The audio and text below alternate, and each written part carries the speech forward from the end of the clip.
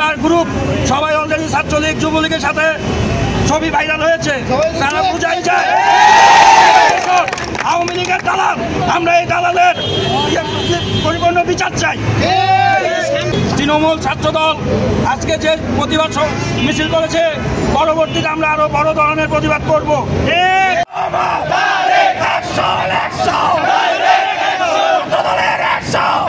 গাজীপুর মহানগর একটি বৃহৎ সংগঠন এবং এখানে অনেক ইউনিটের নেতৃত্ব আছে যারা বিগত সালে রাজপথে আন্দোলন করেছে এবং জেল জুলুমের শিকার হয়েছে। কিন্তু এখন আহমদুল হাসান মিরম সাধারণ সম্পাদক সে বলতেছে তার গ্রুপের বাইরে কাউকে পদ প্রদর্শনে দেওয়া হবে না। তাহলে আমরা যারা পরিশ্রম করেছি তাহলে তাদের মূল্যায়নটা কোথায়? সেক্ষেত্রে আমাদের রাজনৈতিক সম্পূর্ণ অনিশ্চিত। এই জন্য আমরা চাই বাংলাদেশ জাতীয়তাবাদী কেন্দ্রীয় ছাত্রদল এর ব্যবস্থা নেবে এবং যারা ত্যাগী তাদের মূল্যায়ন করবে।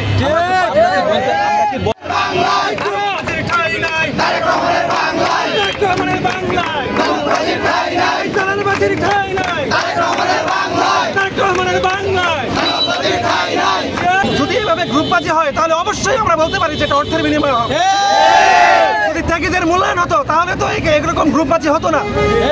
মূল্যায়ন নাই বলেই এই গ্রুপবাজির শিকার হচ্ছে। আপনারা কি ভাবছেন যে এই গ্রুপিংটা কেন হচ্ছে, তার উদ্দেশ্য প্রণীত? এই গ্রুপিংটা সম্পূর্ণ নিজের গ্রুপের উদ্দেশ্যে, নিজের উদ্দেশ্য হাসিলের জন্য একতরফা কমিটি করার চেষ্টা করছে, পায়তারা করছে। এই জন্য আমরা টঙ্গী সরকারি কলেজ শাখার ছাত্রদল এর বিরুদ্ধে প্রতিবাদ মিছিল করেছি এবং আমরা সাংগঠনিক ব্যবস্থা চাই, না হলে আমরা জোরালো আন্দোলন করব।